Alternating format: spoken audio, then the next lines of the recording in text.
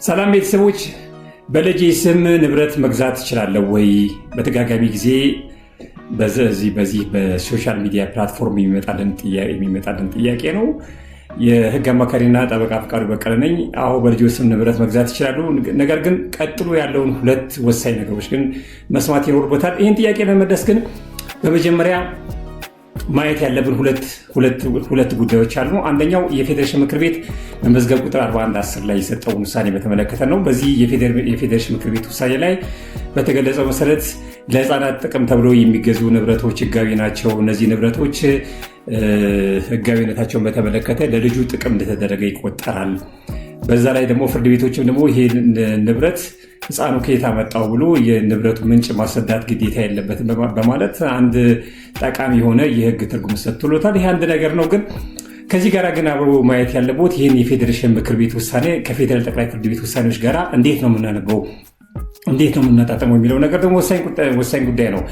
በፌዴሬሽን ምክር ቤት የተሰጠው ውሳኔ ከፌዴራል ጠቅላይ ፍርድ ቤት ውሳኔ ጋራ ከሙሌቲቭሊ በድምር ስናነበው ግን የምናገኘው ጥቅም አለ። በስክሪኑ ላይ መመልከት ትችላላችሁ።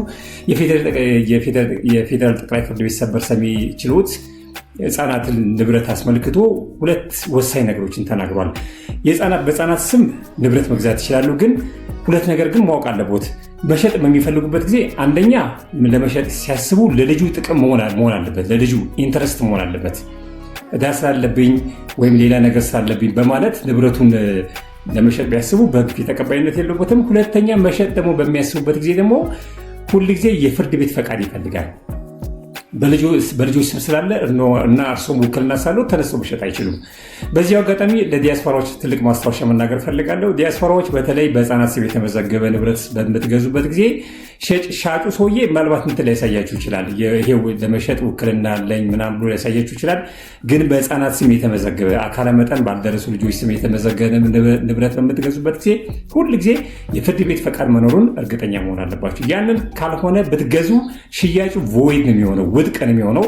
ይሄ ነገር እንድታስቡበት ማለት የዛሬ ቪዲዮን ያጠቃላለሁ። ቪዲዮውን እስከ መጨረሻ ስለተመለከታችሁ አመሰግናለሁ።